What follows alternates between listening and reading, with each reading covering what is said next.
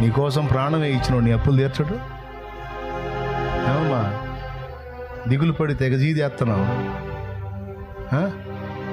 నిన్ను పుట్టించినోడు, నీకు నీ పిల్లల్ని ఇచ్చినోడు వాళ్ళ భవిష్యత్తును దీవించడు? అరే చచ్చిపోయేంత ప్రేమ నీకోసం. ఎంత ప్రేమ అంటే చచ్చిపోయి చూపించాడు కదా. ఇంత చేసినోడు నీ కుటుంబాన్ని గట్టెక్కించడు? ఆయన పొందిన గాయాల్లో స్వస్థత లేదు, అది నీ రోగాన్ని స్వస్థపరచదు?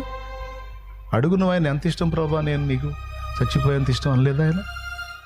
తండ్రిని అడుగు, తండ్రి నేనంటే ఎంత ఇష్టం అంటే, నా ప్రియ కుమారుని నీ కోసం వెనుతీయలేదు, ఆయనతో పాటు సమస్తము నీకు ఇచ్చాను అన్నాడు. ఎంత ప్రేమ నువ్వు అంటే. చేయడు, నీ సమస్యలు పరిష్కరించడు, బాధల నుంచి విడిపించడు.